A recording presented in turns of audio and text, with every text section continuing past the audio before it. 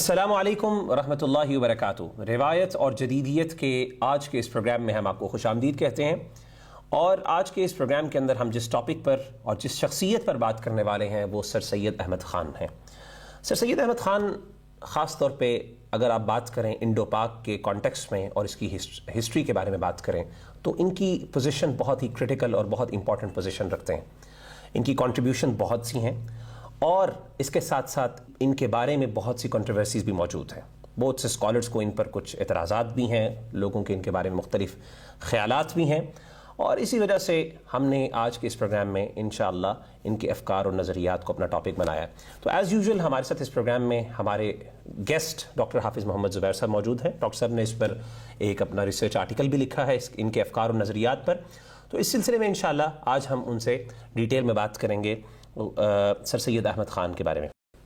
تو ڈاکٹر صاحب، تفصیل میں جانے سے پہلے اور ہم کرٹیکل چیزوں کے بارے میں بات کرنے سے پہلے آپ سے ریکویسٹ یہ ہے کہ ہماری آڈینس کے لیے سر سید احمد خان صاحب کا ایک مختصر سا تعارف کروا دیجیے۔ ہمیں تو یہ معلوم ہے کہ انہوں نے کچھ اکیڈیمک کنٹریبیوشنز کی ہیں انڈو پاک کے لیے، اور بہت سی ان کی جو تحریکیں تھیں ان کا ہمیں بڑا فائدہ ہوا، لیکن کچھ مختصر سا تعارف ان لوگوں کے لیے جو بعض اوقات ان کو ایک بالکل نام کے طور پہ جانتے ہیں، تو ان کے بارے میں ذرا ان کو تھوڑا سا کلیئر پکچر نظر آ جائے کہ ہم کس شخصیت کے بارے میں بات کرنے جا رہے ہیں۔ ڈاکٹر صاحب بسم اللہ الرحمن الرحیم۔ جیسا کہ آپ نے تذکرہ کیا کہ سر سید احمد خان ہمارے ہاں خاص طور پہ بر صغیر پاک و ہند میں مطلب جنہیں ہم بڑا آدمی کہتے ہیں ان میں ان کا شمار ہوتا ہے۔ تو سر سید احمد خان بیسیکلی جو ہے وہ 1817 میں ان کی پیدائش ہوئی دلی میں۔ آباء و اجداد ان کے افغانستان سے آئے تھے۔ اچھا، تو یہ یہاں پہ جو مغل دربار تھا اس کے ساتھ ان کے آباء و اجداد بھی وابستہ رہے، یہ خود بھی مغل دربار سے جو ہے وہ وابستہ رہے ہیں، مطلب وہاں ان کا آنا جانا رہتا تھا۔ اس وقت بہادر شاہ ظفر دوم جو تھے ان کی ایک طرح سے آپ کہہ لیں کہ بادشاہ تھی یا جو کچھ بھی تھا۔ لیکن 1938 میں 1938 میں ان کے والد کی وفات ہوئی، تو والد کی وفات کے بعد انہوں نے دربار میں آنا جانا چھوڑ دیا۔ اگرچہ بہادر شاہ ظفر کی طرف سے ان کو کچھ خطابات بھی، جیسے بادشاہوں کا ایک رواج ہے، جواد الدولہ کا خطاب دیا، اچھا، لیکن بہرحال اس وقت ایسٹ انڈیا کمپنی جو تھی، برٹش اسی طرح سے آئے تھے، کمپنی کے نام پہ یہاں پہ آئے تھے، تو پھر یہاں پہ قابض ہو گئے، لیکن وہ کافی ایکٹیو تھے، تو انہوں نے اس کے تحت ملازمت کلرکی کی ملازمت اختیار کی، پھر اس کے بعد منشی بھی بنے، پھر عدالت میں ایک اہم عہدے پہ بھی فائز رہے۔ ٹھیک، تو بیسیکلی ہم ان کا جو ان کی لائف ہے، زندگی ہے، اس کو ہم 3 ادوار میں تقسیم کر سکتے ہیں۔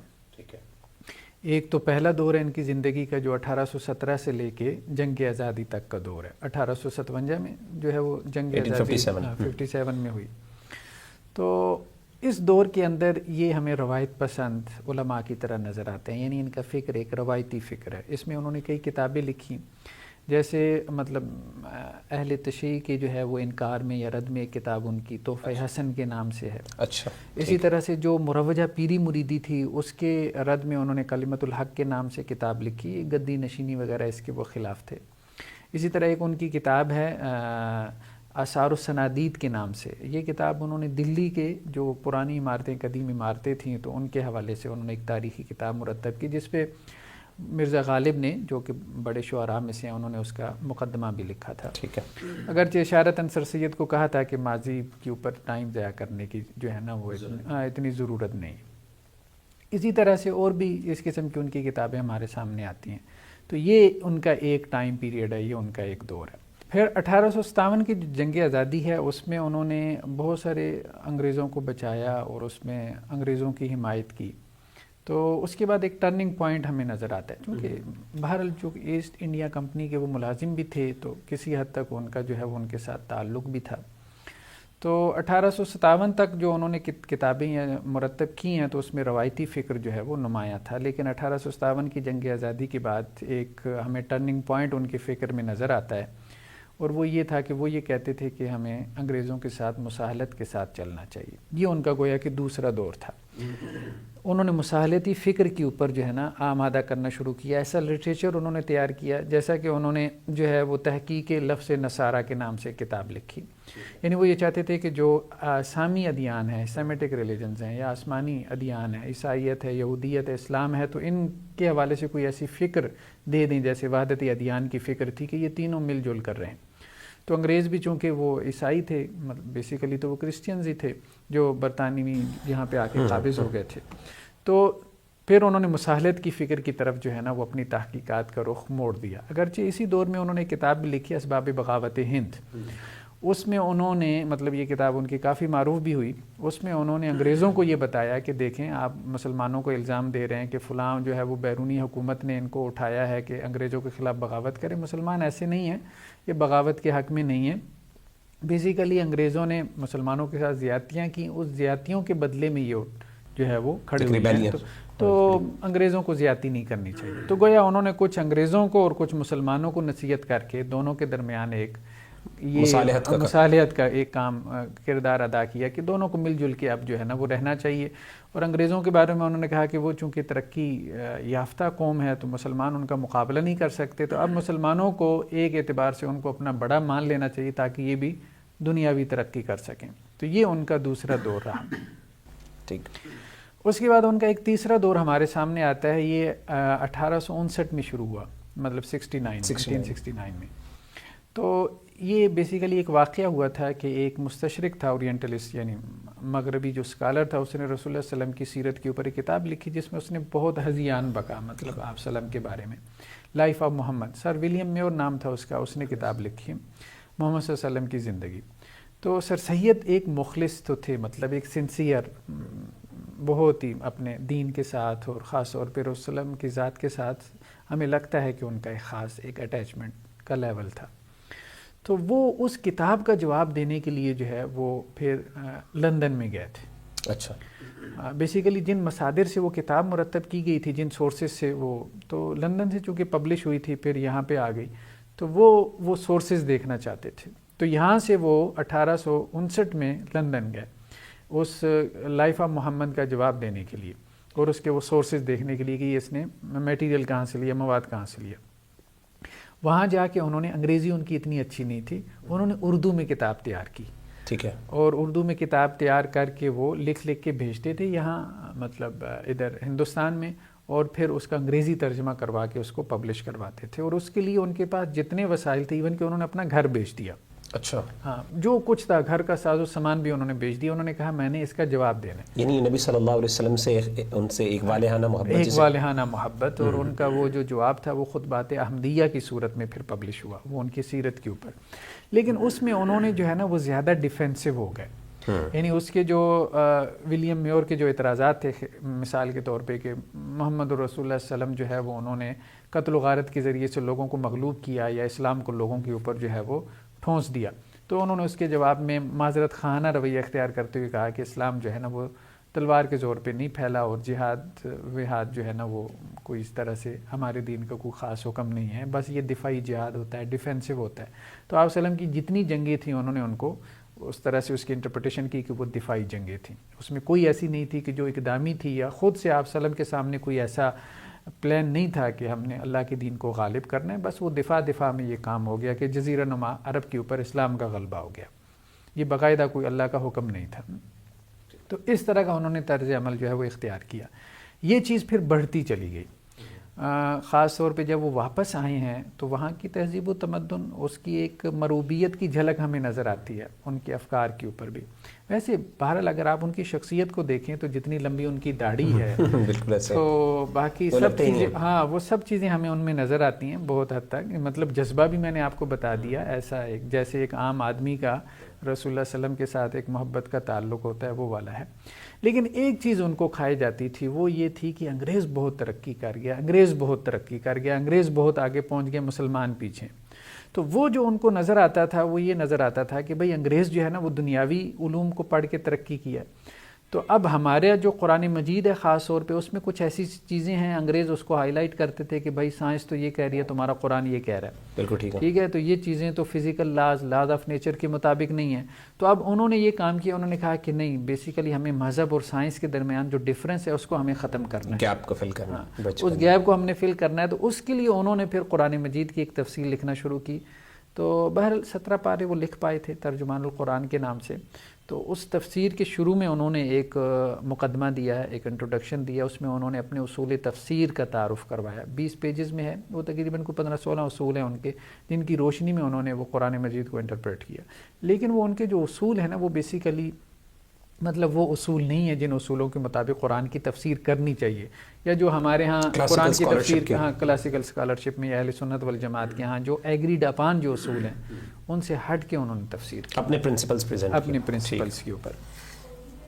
مثال کے طور پہ ان کی تفسیر میں اب ہم دیکھتے ہیں کہ یہ چیز بہت زیادہ ہمیں ملتی ہے کہ وہ یہ کہتے ہیں کہ ایک ورک آف گاڈ ہے اور ایک ورڈ آف گاڈ ہے. یعنی ایک اللہ کا کلام ہے ورڈ آف گاڈ، اور ایک ورک آف گاڈ ہے یعنی فزیکل لاز ہیں. یہ بات ان کی ٹھیک ہے، لیکن وہ کہتے ہیں ان دونوں کے اندر کنٹرڈکشن نہیں ہو سکتی. اگر آپ کو کنٹرڈکشن نظر آ رہی ہے تو آپ کیا کریں، ورڈ آف گاڈ کو اس کے مطابق انٹرپریٹ کرتے ہیں، ورک آف گاڈ کے مطابق. ٹھیک. تو انہوں نے قرآن مجید کی ایسی انٹرپریٹیشن، ایسی تفسیر کرنے کی کوشش کی جو کہ اس وقت کی سائنس کے مطابق. حالانکہ لوگ ان کو یہ کہتے تھے کہ دیکھیں سائنس میں یہ تھیریز ہیں، یہ فیکٹس نہیں ہیں، یہ چینج ہو سکتی ہیں، یہ چینج ہو سکتے ہیں، تو آپ کیا کریں گے؟ اچھا، وہ بڑی سادگی سے کہتے ہیں، مطلب انہوں نے لکھا ہے، کہتے ہیں کہ جی آئندہ آنے والی صدی میں یا آئندہ آنے والے وقتوں میں اگر سائنس جو ہے آج کی غلط ثابت ہو جاتی ہے، نئی تھیریز، نئی ڈیولپمنٹس آ جاتی ہیں، تو پھر ہم اپنی تفسیر تبدیل کر لیں گے. اچھا، مطلب وہ اس پہ وہ ان کا یقین نہیں تھا، وہ اس کو عقیدے کے طور پہ بیان نہیں کر رہے تھے. یہ ایک مثبت بات تھی. انہوں نے عارضی طور پہ ایبسلیوٹ نہیں مانتے تھے، اور اس کو وہ لکھ گئے کہ ہم اس کو اگر یہ ڈیولپمنٹس ہوتی ہیں تو ہم اس کو چینج کر، ہم یہی کہیں گے کہ جی ہم غلطی پہ تھے، ہم نے قرآن مجید کی صحیح تفسیر نہیں کی، اب اس وقت کے فیکٹس کے مطابق آپ قرآن مجید کی تفسیر کر لیں. یعنی یہ ہماری ایک کاوش ہے، یہ ہماری ایک اجتہاد ہے جو ہم کوشش کر رہے ہیں ایکسپلین کرنے کی، جو غلط بھی ہو سکتی ہے، جو غلط بھی ہو سکتی ہے. لیکن یہ ہے کہ جو انہوں نے قرآن مجید کی تفاسیر کی ہیں تو وہ تفاسیر ایک عجیب و غریب قسم کی، جسے کہیں کہ مضحکہ خیز قسم کی قرآن مجید کی انٹرپریٹیشن ہمارے سامنے آ گئی. خاص طور پہ جو سپر نیچرل قسم کی چیزیں تھیں جنہیں ہم میریکلز کہتے ہیں، معجزات کہتے ہیں، تو ان کی انہوں نے ایسی تعبیر کی کہ جو تعبیر جو ہے نا وہ سائنس کے مطابق ہو جائے. تو اس ریلیجن کو، مذہب کو سائنس کے مطابق کرتے کرتے انہوں نے مذہب کا حلیہ بگاڑ دیا. ٹھیک ہے. اور وہ سائنس تھی بھی نہیں اس اعتبار سے، کیونکہ وہ بہرحال اب تو سائنس میں بھی کوانٹم فزکس جہاں تک پہنچ چکی ہے، تو اب وہاں پہ تو ہر چیز ہی لگتا ہے کہ جیسے یہ پرنسپل آف جو انسرٹینٹی ہے، اصول لا یقینیت، تو بس یہی چیز ہے کہ کچھ بھی ہم یقین سے کچھ بھی نہیں کہہ سکتے کہ کیا ہے کیا نہیں. اچھا ڈاکٹر صاحب، یہاں پہ آپ نے جیسے بات کی کہ انہوں نے ظاہرہ ان کا ایک دور آیا ہے، علمی دور آیا ہے، کیا ظاہرہ انہوں نے جس طرح آپ نے کہا کہ آغاز میں ان کی کچھ کنٹریبیوشنز بھی ہیں، ایکڈیمک کنٹریبیوشنز بھی ہیں، اور پھر ظاہرہ ایک بندہ جب ترجمان القرآن کے نام سے انہوں نے تفسیر لکھنا شروع کی تو ظاہرہ ان کا کوئی ریلیجس بیک گراؤنڈ، کیا ہمیں کوئی ڈیٹیل ملتی ہے ان کے ریلیجس بیک گراؤنڈ کے بارے میں؟ کیا کوئی اسکالرشپ فیملی سے، یا کہ انہوں نے کوئی مدرسے کے ساتھ پڑھے تھے، یا پھر سمپل ان کا اپنا مطالعہ تھا یا وسیع مطالعہ تھا، کیا تھا اس میں؟ دیکھیے ظاہری بات ہے کہ اس وقت جو ان کے والدین وغیرہ تھے، ان کے آباء و اجداد تھے، تو انہوں نے اپنے والد صاحب سے ہی فارسی وغیرہ، عربی وغیرہ کی تعلیم حاصل کی، اور یہ عام تھا، مطلب برصغیر پاک و ہند میں یہ رواج تھا. عربی لینگویج تو بڑی عربی لینگویج، فارسی لینگویج، یہ سب کچھ جو ہے. اور اس وقت جو نالج ہوتا تھا ایک اعتبار سے دینی نالج ہی ہوتا تھا، وہ گھر میں ہی والدین سے وہ پڑھ لیا کرتے تھے. تو بیسیکلی ان کے پاس نالج تو تھا، فارسی کا بھی اچھا نالج تھا، عربی زبان کا بھی اچھا نالج تھا، تو یہ ہم کہہ سکتے ہیں. لیکن جو ٹرن انہوں نے لیا تو انہوں نے وہ یہ لیا کہ ہمیں انگریزی کا بھی جو ہے نا وہ نالج حاصل. تو اسی لیے انہوں نے 1875 میں ایک اسکول کی بنیاد رکھی تھی، جو 2 سال بعد 1877 میں مطلب 77 میں وہ کالج بن گیا، محمدن اورینٹل جو کالج تھا. بعد میں 1920 میں وہ علی گڑھ یونیورسٹی بن گئی. یعنی آپ کے نزدیک، یعنی اگر میں سمپل پوچھوں کہ اگر آپ ان کو کس کیٹیگری میں رکھتے ہیں، کہ آپ ان کو ایک اسکالر کنسیڈر کرتے ہیں، ایک تھنکر، یا ایک ہسٹورین، یا ایک یعنی ادیب کنسیڈر کرتے ہیں؟ آپ کے خیال میں اگر آپ ان اس کیٹیگری کے اندر کریں تو کون سے وہ ہیں؟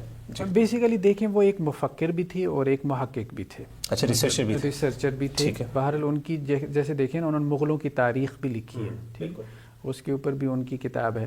تو بہرحال ایک ریسرچر وہ تھے, اس لیے جو ہے وہ غالب نے ان کو یہ مشورہ دیا تھا کہ آپ مطلب بندے کام کے ہیں, لیکن یہ ہے کہ ماضی کے اوپر وقت ضائع نہ کریں.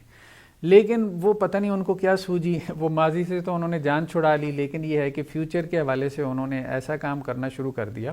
اگر صرف اتنی بات ہوتی کہ مسلمانوں کو انگریزی پڑھنی چاہیے, مسلمانوں کو ماڈرن سائنسز کا علم حاصل کرنا چاہیے, دیکھیں یہ تو ایک بڑی کنٹریبیوشن تھی. آج ہم یہ کہہ سکتے ہیں کہ اس وقت جتنی بھی ماڈرن یونیورسٹیز ہیں, خاص طور پہ یہ پاکستان کے اگر ہم نام لے لیں یا اور بھی مسلمانوں کے اندر جو بھی ہندوستان میں جو بھی دنیاوی علوم کا جو شعور ہے وہ سر سید ہی اس کے بابا آدم ہے. تو یہ بات ایک اعتبار سے ٹھیک ہے, درست ہے. ہاں دیکھیں نا, علی گڑھ نے یونیورسٹیاں جنی ہیں, علی گڑھ جو ہے وہ تمام یونیورسٹیوں کی ماں ہے, اور جو دیوبند والے تھے تو ان سے آگے جو ہے وہ مدارس شروع ہوئے.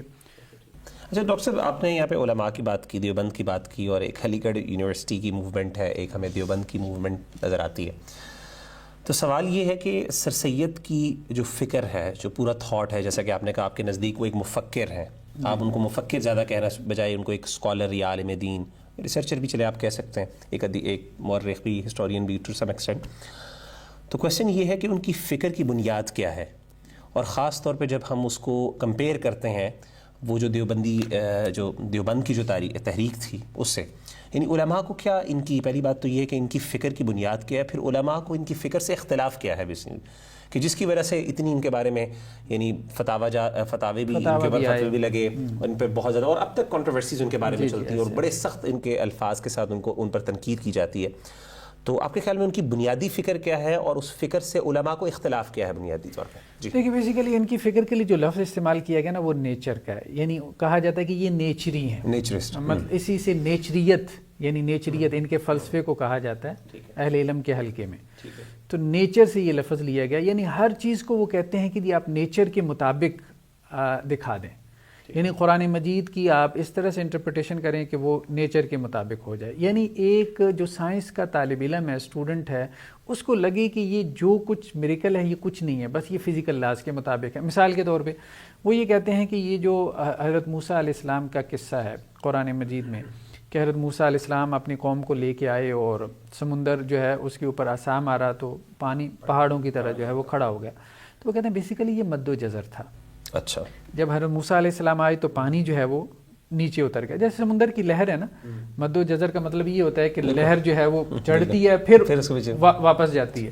تو وہ لہریں جب پیچھے گئی ہوئی تھیں تو حضرت موسیٰ اپنی قوم کو لے کے نکل آئے, اور جب فرعون نے اپنا لشکر ڈالا تو وہ پانی جو ہے وہ واپس آیا. تو مد و جزر اب کیا ہے, اب اس کو ایک سائنسی ذہن جو ہے کہتا ہے یار یہ تو ایک عام سی چیز ہے, اس کو اب انہوں نے ایک جو میریکل تھا, ایک معجزہ تھا, اس کو انہوں نے اس کے مطابق ثابت کر دیا کہ یہ فزیکل لاز کے عین مطابق تھا. ٹھیک ہے. اسی طرح سے حضرت عزیر اسلام کا قصہ جو ہے وہ ہمیں قرآن مجید میں ملتا ہے کہ ان کے بارے میں اللہ تعالیٰ نے کہا کہ ان کو اللہ تعالیٰ نے 100 سال تک جو ہے, جب وہ ایک بستی سے ان کا گزر ہوا تھا تو انہوں نے کہا تھا اللہ تعالیٰ آپ اس بستی کو کیسے زندہ کریں گے, تو اللہ تعالیٰ نے ان کو 100 سال کے لیے وفات دے دی. پھر 100 سال بعد اللہ تعالیٰ نے ان کو زندہ کیا, تو اس میں قرآن مجید کی آیات ہیں فَأَمَاتَهُ اللَّهُ مِئَةَ عَامٍ ثُمَّ بَعَثَهُ, کہ اللہ تعالیٰ نے جو ہے وہ ان کو 100 سال بعد جو ہے وہ ان کو 100 سال کے لیے ان کو وفات دے دی, پھر ان کو زندہ کیا. پھر ان کا ایک گدھا بھی تھا جو ہڈیوں کا ڈھانچہ بن چکا تھا, اس کو اللہ تعالیٰ نے ان کے سامنے کھڑا کیا. تو وہ کہتے ہیں یہ سب ہوا ہے لیکن یہ خواب میں ہوا ہے. اچھا, ہاں, یہ ان کا ایک ڈریم تھا, انہوں نے اپنا ایک خواب بیان کیا کہ اس طرح سے جو ہے نا وہ اللہ تعالیٰ نے ان کو ایک خواب دکھایا. اسی طرح وہ یہ کہتے ہیں کہ یہ جو ہے بنی اسرائیل کے بارے میں کہ اللہ تعالیٰ نے ان کو سزا کے طور پہ بندر بنا دیا تھا, کونوا قردۃ خاسئین, اللہ نے کہا کہ تم ذلیل اور خوار بندر ہو جاؤ. تو اسی طرح سے ہمارے مفسر نے انٹرپریٹ کیا ہے, اور حضرت عبداللہ ابن عباس رضی اللہ عنہ کہتے ہیں کہ 3 دن تک وہ بندر زندہ رہے, پھر اس کے بعد ان سب بندروں کو مار دیا گیا. اچھا, تو بنی اسرائیل میں سے ایک قوم تھی, اللہ نے ان کے اوپر جو ہے یہ عذاب نازل کیا کہ ان سب کو بندر بنا دیا گیا. یہ کہتے ہیں کہ یہ بندر ایکچوئل میں نہیں بنایا گیا تھا. اچھا, یہ بیسیکلی کہا گیا تھا کہ تمہارا سٹیٹس جو ہے وہ ذلیل بندروں جیسا ہے. اچھا, مطلب اس طرح سے اس کو انٹرپریٹ کر لیتے ہیں, اس کو کسی طرح سے مطلب لاجیکل جو ہے وہ بنا لیتے ہیں. اسی طرح بنی اسرائیل کے ایک واقعے کا تذکرہ ہے قرآن مجید میں کہ ایک شخص نے جو ہے وہ کسی دوسرے کو قتل کر دیا. اب قاتل کا علم نہیں ہو رہا تھا, تو اللہ تعالیٰ نے کہا کہ ایک گائے ذبح کرو, اسی سے سورہ بقرہ کا نام بقرہ پڑا ہے. اس گائے کا جو اس کو تم نے ذبح کیا اس کا ایک ٹکڑا مقتول کو لگاؤ گے تو مقتول کیا ہو جائے گا؟ زندہ ہو جائے گا. یہ قرآن مجید میں ہے. تو اللہ تعالیٰ اس پہ کہتے ہیں کذالک یحیی اللہ الموتیٰ، اسی طرح اللہ تعالیٰ مردوں کو زندہ کرتے ہیں. اللہ تعالیٰ نے ان کو ایک نشانی دکھانی تھی بنی اسرائیل کو. تو یہ کہتے ہیں کہ یہ اس طرح سے نہیں ہوا. بیسیکلی اللہ تعالیٰ نے کہا تھا کہ اس طرح سے تمہیں قاتل کے بارے میں علم ہو جائے گا. ہاں، یہ نہیں کہ مقتول زندہ ہو جائے گا. تو وہ مقتول زندہ ہونے کی بات نہیں تھی. اسی طرح سے جو ہے وہ حضرت عیسیٰ علیہ السلام کے بارے میں قرآن مجید میں آتا ہے کہ وہ پرندوں کی جو ہے وہ صورتیں بناتے تھے اور ان میں پھونک مارتے تھے تو وہ پرندے اڑ جاتے تھے. یہ ان کے معجزات میں سے تھا. تو یہ کہتے ہیں یہ اڑتے نہیں تھے. اس سے مراد یہ ہے کہ جیسے بچے جو ہے نا ریت سے کبھی مٹی سے پرندوں کی مورتیاں بناتے ہیں تو پھر ان کو وہ ہاتھوں میں لے کے کھیلتے ہیں. تو بس اڑانے سے مراد یہی ہے کہ وہ جو ہاتھوں میں لے کے کھیل رہے ہوتے ہیں تو اس کو ہم کہتے ہیں کہ جی یہ اڑا رہے ہیں. وہ بچے بھی اس کو اڑا رہے ہوتے ہیں نا، کھیل کھیل میں اڑا رہے ہوتے ہیں. تو یہ مراد ہے حضرت عیسیٰ علیہ السلام اس کو کھیل کھیل میں اڑایا کرتے تھے. اس سے مراد ایسا نہیں ہے کہ وہ کوئی اڑتا ہوا پرندہ یا اس کے اندر کوئی جو ہے وہ جان پیدا ہو جاتی تھی، ایسا کچھ بھی نہیں ہے. اسی طرح سے وہ یہ کہتے ہیں کہ جی یہ جو حضرت موسیٰ علیہ السلام کے عصا کا تذکرہ ہے کہ انہوں نے عصا پھینکا اور وہ جو ہے نا وہ اژدہا بن گیا، تو یہ بیسیکلی تخیل تھا. تخیل میں ایسے ہوا تھا، ایکچول میں ایسا نہیں ہوا تھا. پھر غزوہ بدر کا تذکرہ ہے کہ اس میں اللہ تعالیٰ نے 1000 فرشتے نازل کیے. تو اس سے انہوں نے مراد یہ لی ہے کہ اللہ تعالیٰ 1000 گنا جو ہے وہ تمہارے دلوں کو مضبوط کر دے گا. مطلب اس طرح سے اور بھی مطلب اس قسم کی تعویلات سارے میریکلز جو ہیں، جتنے بھی میریکلز ہیں، ان کو انہوں نے ایک نیچرل لا کے ذریعے انہوں نے اس کو جو ہے نا اس کی انٹرپریٹ کرنے کی کوشش کی ہے اس کو، اور اس کے ذریعے اس کو لاجیکل یا اسے کہتے ہیں کہ وہ ایک نارمل، یعنی وہ ایک نارمل، ہاں میریکل نہ رہ جائے، ایک نارمل ایونٹ بن جائے تاکہ اس کے بارے میں کوئی بندہ یہ کوشچن نہ کر سکے. تو یہ تو امپاسبل بات ہے. امپاسبل بات ہے. ڈاکٹر صاحب یہ تو یعنی کہنے کا مطلب ہے، تو اس سے ہمیں یہ مطلب یہ سمجھ آئی کہ علماء جو ہیں انہوں نے ان کی اس بیسکلی اس فکر سے، اس تھاٹ سے اختلاف کیا بنیادی طور پہ. ایک تو مطلب بڑا آپ کہہ رہے ہیں نا کہ قرآن کی انٹرپریٹیشن میں، دوسرا یہ کہ کچھ انہوں نے عقائد کا بھی اظہار کیا، وہ قرآن کی انٹرپریٹیشن میں ہی کیا. جیسے انہوں نے کہا ملائکہ کچھ بھی نہیں ہے، ملائکہ مطلب کوئی مخلوق نہیں، یعنی جو ہمارے اسینشیل بلیفز ہیں ان کے اندر بلیف ان اینجلز ہے، ایمان بالملائکہ ہے. وہ کہتے ہیں ملائکہ بیسیکلی جو ہے وہ فورسز آف نیچر ہیں، یہی فزیکل لاز ہیں جن کو اللہ تعالیٰ نے جو ہے وہ. اسی طرح جنات کے بارے میں کہہ دیا یہ کچھ بھی نہیں ہے. جن کا مطلب ہوتا ہے چھپا ہوا، چھپی ہوئی مخلوق. تو یہ بدو لوگ ہوتے تھے، پہاڑوں میں جا کے چھپ جاتے تھے، تو ان کو قرآن مجید نے جنات کہا ہے. اسی طرح جو ہے وہ جنت اور جہنم کے بارے میں کہہ دیا کہ یہ سٹیٹس ہیں. اچھا، ہاں یہ حالت ہے، یہ کیفیات ہیں انسان کی. تو لیکن یہ کوئی ایسا نہیں ہے کہ کوئی مادی فزیکل کوئی جنت موجود ہو جس کے اندر جو ہے وہ انسان جائیں گے، راحت پائیں گے، کوئی حوریں ہوں گی، کوئی یہ ہوگا وہ ہوگا. وہ کہتے تھے نا یہ چیزیں تو اب ظاہری بات ہے کہ جو ماڈرن جو مین ہے وہ تو اس کا مذاق اڑائے گا، بھائی کیسی باتیں کر رہے ہو، اور اڑاتے بھی ہیں لوگ. تو وہ یہ کہتے تھے بیسیکلی یہ سٹیٹس ہیں، یعنی آپ اندر سے اتنے خوش ہو جائیں، مطمئن ہو جائیں اللہ کے دین کو فالو کر کے، یہی آپ کی جنت ہے. اور جب آپ اللہ کا دین کو فالو نہیں کرتے، اللہ کے دین پہ نہیں چلتے، تو آپ اندر سے انگزائٹی کا شکار ہو جاتے ہیں، اضطراب کا شکار. یہی جہنم ہے، یہی وہ آگ ہے جس کے اندر آپ جل رہے ہیں. کہتے ہیں کہ آپ اندر سے جل رہے ہیں، یعنی اور خوشی میں باغ ہو گئی. باغ کو مطلب جنت کا مطلب. تو یہ اس طرح سے جو ہے وہ انہوں نے اس کو جو فنڈامنٹل بلیفز تھے اس کو بھی انہوں نے جو ہے وہ ایک طرح ان کو کوشچن کیا، اور میرا خیال ہے ڈیفینسو پوزیشن میں آ کے ان کا بھی بعض اوقات انفارچونیٹلی ان کا رد کرنے پہ ایک قسم کی پوزیشن لے لی. ڈاکٹر صاحب اس میں ظاہر ہے جو ہمارے پاس سر سید احمد خان ہیں، ان کی فکر کو آبویسلی یہ کوئی ایسے بندے تو نہیں تھے کہ جن کو فالو نہیں کیا گیا. بعد میں بہت سے لوگوں نے ضرور فالو کیا ہوگا. جو ان کی کنٹریبیوشن ہے ماڈرن سائنسز کے اندر یا سیکولر اسٹڈیز کے اندر، وہ تو ہمیں پتہ چلتی ہے ان کے کون لوگ تھے، کن لوگوں نے آگے ان کی فکر کو لے کے چلے، اور پھر یونیورسٹیز قائم ہوئیں، اور پھر جو انسٹیٹیوشنز کا آگے ایک جال پھیلا. ظاہر ہے یہ ان کی کنٹریبیوشن ہے. But at the same time religious side پہ جب ہم بات کرتے ہیں تو ریلیجس سائڈ میں ظاہر ہے یہ بھی ایک اسلامک انہوں نے جب تھاٹ پریزنٹ کیا تو ظاہر ہے کچھ لوگوں نے ان کو وہ بھی فالو کیا ہوگا آگے. تو آپ کے خیال میں کون سے ایسے لوگ بر صغیر میں، پاک و ہند کے اندر کون سے ایسی نمایاں شخصیات ہیں جنہوں نے سر سید احمد خان کی فکر کو آگے، اسلامک جو ان کا تھاٹ تھا اس کو آگے، یعنی اس کو ہولڈ کیا اور اس کو آگے پریزنٹ کیا، پروپیگیٹ کیا؟ دیکھیے اس میں تو ایک بڑا نام جو ہے وہ غلام احمد پرویز کا ہے. ایک تو غلام احمد قادیانی ہے نا، عام لوگوں کو تو اتنا نہیں پتا، اہل علم تو جانتے ہیں دونوں میں کیا فرق ہے. غلام احمد قادیانی تو وہ شخص تھا جس نے نبوت کا دعویٰ کیا تھا، اور اس کے اوپر جو ہے وہ فتویٰ ہمارے ہاں تمام علماء نے کفر کا فتویٰ لگایا کہ وہ خود بھی اور اس کو نبی ماننے والے سب کافر ہیں، دائرہ اسلام سے خارج ہیں، بلکہ ہمارے یہاں آئینی طور پہ پاکستان کے آئین میں جو ہے وہ جنہیں قادیانی کہا جاتا ہے یا احمدی گروپ کہا جاتا ہے، جو اس کو نبی مانتے ہیں، غلام احمد قادیانی کو، ان کو کافر ڈکلیئر کیا گیا. مسلمان کی تعریف پہ وہ پورے نہیں اترتے کیونکہ اللہ کے رسول صلی اللہ علیہ وسلم کو وہ آخری نبی نہیں مانتے. لیکن غلام احمد پرویز ایک دوسری شخصیت ہے. بیسیکلی یہ 1903 میں ان کی پیدائش ہوئی. یہ بھی ادھر بھارتی پنجاب جسے ہم کہتے ہیں اس کے اندر یہ پیدا ہوئی ہے. بعد میں یہ ہجرت کر کے یہاں پہ آ گئے. تو 1927 میں انہوں نے گورنمنٹ آف انڈیا میں جو ان کا سینٹرل سیکریٹریٹ تھا وہاں پہ ملازمت، مطلب بیوروکریسی میں رہے ساری زندگی. غلام احمد پرویز. ٹھیک. تو 1938 میں انہوں نے جو ہے وہ ایک رسالہ جاری کیا تھا طلوع اسلام کا. پڑھنے لکھنے کا ان کا شوق تھا، ذوق تھا. بیسیکلی یہ بھی ایک ریسرچر اور مفکر ٹائپ آدمی تھے. ٹھیک ہے. بلکہ یہاں تک علامہ اقبال کے ساتھ بھی ان کی ملاقاتیں رہیں. مولانا مودودی کے قریبی ساتھیوں میں رہے. اچھا. بعد میں مولانا کے ساتھ اختلاف ہوا تو مولانا نے ان کا رد کیا. اور ان کے رد میں مولانا کی کتاب ہے سنت کی آئینی حیثیت، اور بہت بڑی کتاب ہے مولانا کی، مطلب حجیت حدیث کے اوپر، حدیث کی اتھینٹسٹی کے اوپر، یا حدیث جو ہے وہ ایک سورس آف اسلامک لا ہے، اس کے اوپر مولانا مودودی کی کتاب بہت اہم ہے. بلکہ کہا جاتا ہے کہ غلام احمد پرویز جو ہے انہوں نے علامہ اقبال کو مشورہ دیا تھا. علامہ اقبال نے بیسیکلی ایک ادارہ قائم کرنا چاہا تھا پٹھان کوٹ میں دارالاسلام کے نام سے. علامہ اقبال چاہتے تھے کہ کچھ مفکرین تیار کیے جائیں. ٹھیک ہے. تو علامہ اقبال کے ذہن میں نام نہیں آ رہا تھا کہ کس کو میں یہ اس ادارے کی جو ہے وہ سرپرستی دوں. تو غلام احمد پرویز نے سجیسٹ کیا تھا کہ مولانا مودودی کو دیں. ہاں، پھر وہ مولانا مودودی کے پاس وہ ادارہ رہا. ٹھیک. لیکن یہ ہے کہ بعد میں جو ہے وہ بہت اختلاف ہو گیا. غلام احمد پرویز جو ہے وہ انکار حدیث کی طرف چلے گئے. یعنی انکار حدیث سے مراد یہ ہے کہ جسے ہمارے ہاں اصطلاح استعمال ہوتی ہے منکر حدیث. تو ویسے تو غلام احمد پرویز سے پہلے انکار حدیث کی فکر بر صغیر میں تھی. عبداللہ چکڑالوی نے پیش کی تھی، پھر اس کے بعد مولوی احمد دین امرتسری نے، پھر وہ مولوی جو ہے وہ اسلم جراج پوری نے. لیکن یہ ہے کہ ان لوگوں کی فکر آگے پیچھے ہو گئی. مطلب ان کا کوئی اتنا سوشل سٹیٹس نہیں تھا. غلام احمد پرویز کا ایک سوشل سٹیٹس تھا. آپ دیکھیں نا کہ جو مولانا مودودی کے ساتھیوں میں سے ہے، جو علامہ اقبال کو مشورے دینے والوں، پھر قائد اعظم محمد علی جناح کے مشیر خاص رہے. اچھا. ہاں، یہاں پہ پاکستان میں مطلب جب یہ آئے ہیں تو کراچی میں مائگریشن کر لی، پھر وہاں سے جنوبی پنجاب، بھارتی پنجاب سے یہاں پہ آ گئے، کراچی میں آ گئے. 1951 میں انہوں نے استعفیٰ دے دیا اسسٹنٹ سیکرٹری کے طور پہ. تو بیوروکریسی میں رہے. تو اپنے سوشل سٹیٹس کی وجہ سے یہ کافی ان کا فکر پھیلا ہے. ٹھیک ہے. تو 58 میں یعنی 1958 میں انہوں نے کراچی میں درس قرآن کا آغاز کیا.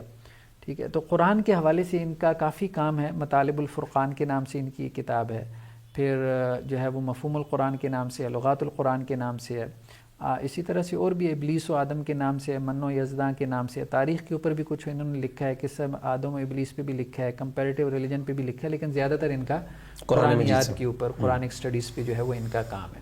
اچھا. تو ڈاکٹر صاحب اس میں یعنی ہمارے پاس جیسے ہمارے ہاں یہ ٹرم یوز کی جاتی ہے پرویزیت کے نام سے. جی جی. تو یعنی یہ وہی ظاہر ہے غالباً میرا خیال ہے یہ پرویزیت کی ٹرم انہی سے منسلک ہے. جی جی. اور یہ یعنی غلام احمد پرویز کی ہی ان کی ہی فکر کو میرے خیال ہے پرویزیت کہا جاتا ہے، اور اس پہ بہت زیادہ تنقید بھی کی جاتی ہے.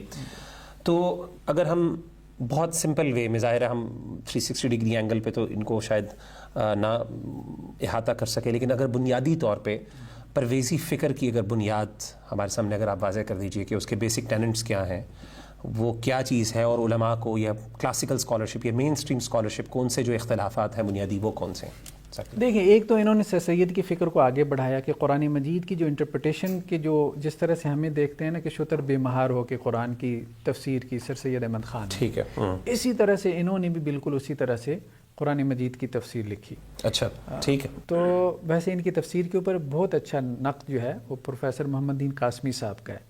وہ ان کا پی ایچ ڈی کا تھیسس ہے، مطالب الفرقان ان کی تفسیر کا نام ہے. تو اس کا ایک تحقیق علمی اور تحقیقی جائزہ، کتاب و سنت ویب سائٹ کے اوپر پڑھی ہے، گوگل کریں تو مل جاتی ہے. اس طرح سے جو ایک اہل حدیث عالم دین ہے مولانا عبد الرحمن کیلانی صاحب، تو ان کا بہت اچھا جو ہے وہ تھیسس ہے، ریسرچ ورک ہے پرویزیت کے رد میں، انکار حدیث کے فتنے کے رد میں. آئینہ پرویزیت کے نام سے ان کی کتاب ہے. ٹھیک ہے. تو خیر محمد دین قاسمی صاحب کا کام تو بہت لیٹسٹ ہے. انہوں نے تو ایک ایک عبارت کو پکڑ کے پرویز کی جو ہے اس کا جس طرح سے تہیہ پانچا کیا ہے وہ بہت مطلب جسے کہتے ہیں کہ گریٹ ورک، بڑا، یعنی آپ کے خیال میں ایک ریسرچ ورک ہے پراپر، بہت اعلیٰ پائے کا ریسرچ ورک. اچھا، ٹھیک. تو طلوع اسلام جو انہوں نے 1938 میں شروع کیا تھا، تو وہ اس کے بعد سے آج تک نکلتا چلا آ رہا ہے. پھر انہوں نے یہاں پہ طلوع اسلام ٹرسٹ کے نام سے ایک ٹرسٹ جو ہے وہ شروع کیا تھا جس کے تحت انہوں نے اپنی فکر کو پھیلایا. ایک تو یہ جس کو وہ یہ قرآنی فکر کہتے تھے، یعنی قرآن کی ایسی تفسیر جو کہ منمانی قسم کی تھی، جو کسی اصول و ضوابط کی پابند نہیں تھی. دوسرا انہوں نے حدیثوں کا ٹوٹلی انکار کر دیا. انہوں نے کہا حدیث کی ضرورت ہی نہیں ہے. اچھا، مطلب اللہ کے رسول صلی اللہ علیہ وسلم جو ہے وہ انہوں نے اپنے دور میں اپنے زمانے میں قرآن مجید کی ایک انٹرپریٹیشن کر دی اپنی حدیثوں کے ذریعے سے. تو آپ صلی اللہ علیہ وسلم کی جو حدیثیں وہ اس دور کے لیے قرآن مجید کی ایک انٹرپریٹیشن تھی ایز اے حاکم. اچھا، یعنی آپ کی حیثیت ایز اے رولر. تو اس وقت کے لوگوں کے لیے بطور حاکم آپ کی بات ماننا ضروری تھا. ٹھیک ہے. اب اللہ کے رسول دنیا سے چلے گئے تو اس کے بعد جو نیا حکمران آ گیا تو اب وہ قرآن مجید کی انٹرپریٹیشن کرے گا. وہ جو قرآن مجید کو جس طرح سے انٹرپریٹ کرے گا وہی قرآن ہے. اچھا. پھر اس کے بعد جو حاکم آئے گا تو یہ ان کا کانسیپٹ ہے مرکز ملت کا. یہ ان کی بیسک فلاسفی ہے جسے وہ مرکز ملت کہتے ہیں. مرکز ملت سے ان کی مراد یہ ہے حکمران، سینٹرل گورنمنٹ. ٹھیک ہے، وزیر اعظم اور اس کے ساتھ جو بھی اس کی کابینہ ہے، یا آج کل کے مطلب آپ اس میں پارلیمنٹ اس میں شامل کر لیں. تو وہ یہ کہتے ہیں کہ یہ جو انٹرپریٹ کرے گی قرآن مجید کو یہ فائنل اس کی انٹرپریٹیشن ہوگی قرآن مجید کی، اور یہی اللہ کے کلام کی انٹرپریٹیشن ہوگی، اور اسی کو فالو کرنا جو ہے وہ تمام مسلمانوں کے لیے لازم ہے، فرض ہے. کسی نبی کی انٹرپریٹیشن کو یا کسی امام کی وہ کسی ضروری نہیں ہے، بالکل بھی ضروری نہیں. اور میرا خیال ہے کہ جیسے وہ حدیث کا وہ درجہ جو نبی صلی اللہ علیہ وسلم کی حدیث کا ہے تو وہ پھر حکمران کی جو انٹرپریٹیشن ہوگی اس کا بھی درجہ اس کا وہی درجہ. اس لیے وہ یہ کہتے ہیں وَأَطِیعُوا اللَّهَ وَأَطِیعُوا الرَّسُولَ. قرآن میں جہاں پہ بھی آیا ہے تو یہاں اللہ اور رسول سے مراد اللہ کی ذات یا رسول کی ذات نہیں ہے. یہاں اللہ اور رسول سے مراد، یہ ان کے الفاظ ہیں باقاعدہ، اللہ اور رسول سے مراد حکومت ہے، حکومت وقت. اچھا، ٹھیک ہے. جو اس وقت کی حکومت ہوگی وہ تو اللہ تعالیٰ نے یہ جو حکم دیا ہے نا اللہ اور اس کے رسول کی اطاعت کرو، تو یہ بیسیکلی اللہ اور اس کے رسول سے مراد مرکزی حکومت جو اپنے وقت کی ہے اس کی تم اطاعت کرو، اس کی تم فرما برداری کرو، یعنی اس کی بات مانو. بلکہ یہاں تک وہ چلے گئے، جو ان کا سلیم کے نام سے جو کتاب ہے اس کتاب میں جو ہے وہ انہوں نے یہ بات لکھی ہے کہ قرآن مجید میں سلیم کو مخاطب کرتی ہے کہ جہاں جہاں جو ہے وہ لفظ اللہ آیا ہے تو اگر تم اللہ کی جگہ قانون جو ہے یہ لفظ کہہ لو تو تمہیں سب بات جو ہے یا ہماری ساری فکر سمجھ آ جائے. قانون سے مراد یعنی کانٹمپریری قانون؟ ہاں، قانون سے مراد جو اس وقت کی حکومت کو سمجھ میں آ رہا ہے. یعنی قرآن مجید کی جو انٹرپریٹیشن جو حکومت وقت کرے گی وہ اللہ کا قانون ہے. تو جہاں جہاں اللہ کا لفظ آیا ہے تو اس سے مراد اللہ کا قانون ہے. ٹھیک ہے. اور جہاں جہاں اللہ اور اس کے رسول کا لفظ آیا ہے تو وہاں سے مراد جو ہے وہ مرکزی حکومت ہے. اچھا، یعنی یہ ان کی یہ انڈیپینڈنٹ، یہ تو ایک پولیٹیکل فلسفی بن گئی. ہاں، پولیٹیکل فلسفی تھی نا، پولیٹیکل فلسفی تھی. اور ساری جو ان کا جو فلسفہ تھا، فکر تھا، وہ بیسیکلی مارکسزم سے، مارکس سے متاثر تھے. اچھا، اشتراکیت سے. تو وہ سارا جو ہے انہوں نے ایک اور اصطلاح استعمال کی، نظام ربوبیت کی. اس کو بہت استعمال کرتے ہیں. یعنی وہ یہ کہتے ہیں یہ اقامت صلاح کہ قرآن مجید میں ہے کہ نماز قائم کرو، قرآن مجید میں ہے کہ زکوٰۃ ادا کرو. تو یہ سب اس سے مراد، نماز سے مراد کوئی عبادت نہیں ہے، یا زکوٰۃ سے مراد وہ اس طرح سے نہیں کہ تم 2.5% جو ہے وہ لوگوں میں جا کے کہ جی اس کی اتنی زکوٰۃ ہے، یہ اس سے مراد نہیں. تو ارکان اسلام کا انکار کر دیا، پلرز آف اسلام کا. وہ کہتے ہیں اقامت صلاۃ سے مراد یہ سجدہ، یہ رکوع، یہ اٹھک بیٹھک نہیں ہے، بلکہ اس سے مراد صرف اتنا ہے کہ تم جلسے کرو، اجتماعات کرو، اچھا، میٹنگز کرو. ان میٹنگز میں تم واضح کرو کہ نظام ربوبیت کیا ہے. اور نظام ربوبیت وہی مارکسزم، یعنی سوسائٹی میں طبقاتی تقسیم ہے، کوئی امیر ہے، کوئی غریب ہے، تو عمران نے جو ہے وہ غریبوں کے ریسورسز پہ قبضہ کر رکھا ہے، تو اب تم نے جو ہے وہ غریبوں کے حق میں لڑنا ہے، ایک تحریک چلانی ہے. اچھا، یہ تو ان کے ایمان باللہ کا حال ہے کہ اللہ سے مراد قانون ہے، ٹھیک ہے، جو حکومت وقت نے بنایا ہے. رسول سے مراد مرکزی حکومت ہے، ٹھیک ہے، جو اس وقت کا حاکم وقت ہے، وہ مراد ہے. اچھا، اسی طرح سے آخرت کے بارے میں عجیب بات ہے، قیامت. کہتے ہیں قیامت کوئی ایسا دن تھوڑا ہے کہ جس میں حساب کتاب ہوگا. وہ یہ کہتے ہیں قیامت سے مراد، یہ جو قیامت کا لفظ قرآن میں آیا اس سے مراد انقلاب کا دن ہے، یوم انقلاب ہے، جس دن سب کچھ تلپٹ ہو جائے گا. مطلب غریبوں کو ان کے حقوق مل جائیں گے. وہ کوئی ریولوشن آپ اپنے ذہن میں لے آئیں، جیسے رشیا میں آیا، جس طرح سے جو ہے وہ چائنا میں آیا. تو وہ کہتے ہیں یہی قیامت تھی جو یہاں کسی مسلم ریاست میں قائم ہوگی. تو وہی قرآن مجید کا مطلوب ہے کہ قیامت والے دن یہ ہوگا، وہ ہوگا. وہ جو ساری ہولناکی بیان کی گئی اس یوم انقلاب کی ہولناکی ہے. تو یہ بیسیکلی انہوں نے اس طرح سے جو فنڈامنٹل بلیفز تھے تو ان کی بنیاد جو ہے وہ ہلا کے رکھ دی، اور پھر صرف فنڈامنٹل بلیفز کا انکار نہیں کیا بلکہ جو جتنے پلرز آف اسلام تھے ان کا انکار کر دیا. ٹھیک ہے، حج کا انکار کر دیا، زکوٰۃ کا انکار کر دیا، روزے کا انکار کر دیا، نماز کا انکار کر دیا. یعنی سر سید احمد خان جو تھے انہوں نے تو وہ تو ارکان اسلام تک تو وہ ارکان ایمان میں چلو ان کی مسائل تھے، انہوں نے تو ارکان اسلام پر بھی بحث شروع کر دی، ارکان اسلام پہ بھی بحث شروع کر دی. یہ تو بہت آگے بڑھ گئے. دوسرا جو انہوں نے بھی کام کیا نا انٹرپریٹیشن کا، تو ان کی بھی انٹرپریٹیشن جو ہے وہ اسی طرح کی ہیں قرآن مجید کے حوالے سے.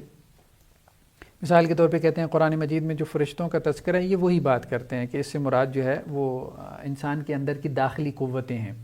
ہر انسان کے اندر جیسے کچھ انہوں نے فرق بھی کیا ہے سر سید احمد خان سے. اسی طرح جنات کے بارے میں وہی کہ اس سے مراد وحشی قبائل ہیں، بدوی لوگ ہیں.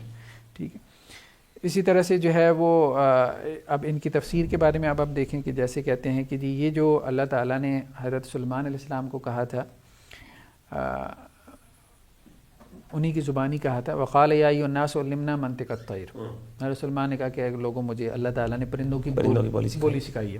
تو وہ کہتے ہیں منطق سے مراد تو قواعد و ضوابط ہیں، جیسے وہ منطق علم ہے. تو طیر جو ہے وہ اس سے مراد پرندے نہیں ہیں بلکہ وہ گھوڑے ہیں جو اتنا تیز دوڑتے ہیں کہ ایسے لگتا ہے کہ جیسے ہوا میں اڑ رہے ہوں. ہم کہتے ہیں نا اتنا تیز دوڑتے ہیں جیسے ہوا میں. تو بیسیکلی وہ تیز رفتار جو گھوڑے تھے نا ان کے بارے میں نالج دیا گیا تھا، گھوڑوں کا علم تھا بیسیکلی جو کہ حضرت سلیمان علیہ السلام کو دیا گیا تھا. اچھا، اسی طرح سے کہتے ہیں کہ یہ جو قرآن مجید میں آتا ہے حضرت عیسیٰ کے بارے میں کہ وہ یہ کہتے ہیں کہ انی اخلق لکم من الطین کہیۃ الطیر، میں مٹی سے تمہارے لیے ایک پرندے کی صورت بناتا ہوں، فانفخ فیہ، اس میں پھونک مارتا ہوں، فیکون طیرا باذن اللہ، تو اللہ کے حکم سے وہ پرندہ بن جاتا ہے. تو وہ کہتے ہیں کہ بیسیکلی اس سے مراد یہ ہے کہ اللہ تعالیٰ وحی نازل کریں گے اور وحی سے ایک انسانوں کو ایک حیات نو عطا کریں گے، ایک نئی زندگی دیں گے، اور وہ پھر خاک سے فضا میں اڑنے کے قابل ہو جائیں گے. یعنی مطلب اس سے مراد جو ہے یہ جس دور میں ہم رہ رہے ہیں کہ جس میں انسان جو ہے اس نے ہوائی جہاز بنا لیا ہے اور وہ فضا میں اڑ رہا ہے، تو یہ بیسیکلی اس ایج کی طرف اشارہ تھا جو آج سے 1400 سال پہلے قرآن نے کر دیا کہ ایک دور ایسا آئے گا کہ انسان مٹی سے پرندہ بناتے تھے نا اور وہ ہوا میں اڑتا تھا، تو انسان مٹی سے اٹھ کے اتنی ترقی کر لے گا کہ ہوا میں اڑنا شروع کر دے گا. تو ایج آف ایویشن کی طرف اللہ تعالیٰ نے اشارہ کیا ہے اس پہ. یعنی انہوں نے ہر پوائنٹ آف جہاں پہ یعنی کسی جگہ بھی آپ کا ایمان، جہاں پہ کہتے ہیں نا کہ وہ جو جگہ جہاں پہ آپ کا ایمان وہی سپر نیچرل قسم کی جو سپر نیچرل چیز کے اوپر انہوں نے جو ہے وہ کوسچن اٹھایا اور اس کو انہوں نے کوشش کی، جس طرح سر سید احمد خان نے کوشش کی. سر سید احمد خان نے چلو عبادات کے اندر تو کچھ چیزوں کے اندر انہوں نے اس کو کر دیا، لیکن انہوں نے ان چیزوں کے اوپر بھی آگے کوسچن اٹھایا. بالکل. اچھا ڈاکٹر صاحب، سوال یہ کہ مطلب یہ اتنی بہت یعنی جسے کہتے ہیں کہ بہت ڈفرینٹ ایک انٹرپریٹیشن ہے، ڈفرینٹ تھاٹ ہے مین اسٹریم سے. یعنی یہ کوئی ایسا نہیں ہے جس کو میرا خیال ہے کہ ایک عام بندہ پڑھے تو وہ سمجھ نہ سکے گا کہ اس ڈفرینس کو، اس گیپ کو جو یہ فکر پریزنٹ کریں اور جو ہماری کلاسیکل اسکالرشپ میں. سوال یہ کہ آج کل کیا واقعی ان کے فکر کے لوگ موجود ہیں اس وقت، یا پھر کچھ اور شکل و صورت میں ہیں، یا پھر ایگزیکٹلی جیسے کہ آپ نے بتایا کہ ان کا رسالہ اب تک بھی چل رہا ہے، طلوع اسلام غالباً آپ نے مینشن کیا. تو سوال یہ کہ لوگ ابھی تک ان کے موجود ہیں ان کی تحریک کے، اور وہ ایگزیکٹلی اسی طریقے تھاٹ رکھتے ہیں، یا پھر ان کا کوئی ڈفرینٹ جسے کہتے ہیں ان کے ایوالو ہوئے ہیں، جس طرح سر سید احمد خان کا ایوالو ہوا تو غلام احمد پرویز صاحب نے ڈفرینٹ کیا پھر آگے. تو کیا یعنی وہ لوگ آج بھی موجود ہیں، ان کی فکر ابھی تک باقی ہے، اس کو فالو کیا جا رہا ہے؟ دیکھیں ایز اٹ از تو اس کو فالو کرنے والے لوگ بہت کم ہیں، کیونکہ بہت مضحکہ خیز تعویلات میں پرویز صاحب چلے گئے تھے نا. جیسے کہتے ہیں حضرت ابراہیم علیہ السلام کو جس آگ میں پھینکا گیا تھا تو وہ کوئی ایکچول میں آگ نہیں تھی، بلکہ اس سے مراد یہ تھا کہ دشمنی اور عداوت کی آگ میں پھینک دیا تھا. اچھا، اس طرح سے اور اس قسم کی تعویلات کرتے رہے.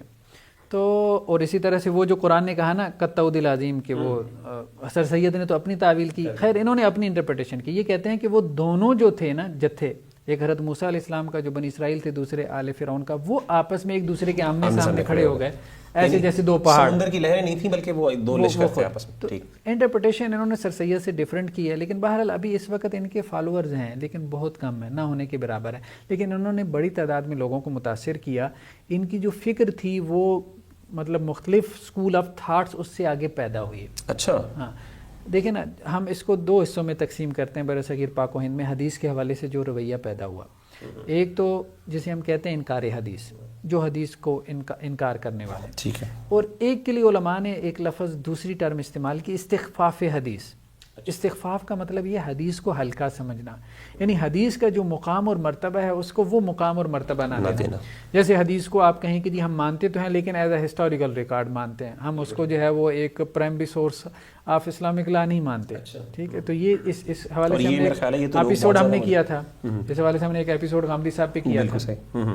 تو ایک اس انکار حدیث کا جو ان کا جو بھی تھا ایک تھاٹ تھا, فکر تھا, بہرحال اس سے جو ہے وہ بہت سارے آگے اسکول آف تھاٹ پیدا ہوئی ہے جن میں ویریشن ہے حدیث کے حوالے سے. مطلب وہ ٹریڈیشنل جو ہمارے ہاں ایک سوچ چلی آ رہی تھی کہ حدیث کو جس طرح سے مطلب قرآن مجید کو ایک پرائمری سورس مانا گیا, اسی طرح سے حدیث کو بھی ایک پرائمری سورس مانا جائے. تو بہرحال ان کی فکر سے ایسے بہت سارے لوگ پیدا ہوئے مکاتب فکر کے جنہوں نے حدیث کو وہ مقام نہیں دیا جو دینا چاہیے تھا. اس لیے علماء نے ان کے خلاف مطلب فتوے جاری کیے. یعنی برصغیر پاک و ہند میں دو لوگ ایسے ہیں جن کے اوپر کفر کا فتویٰ جاری ہوا. ٹھیک ہے. ایک تو غلام احمد قادیانی پہ, اور دوسرا ایک ان پہ. ان کے بارے میں ایک کفر کا فتویٰ ہے اور 1000 سے زائد علماء کا.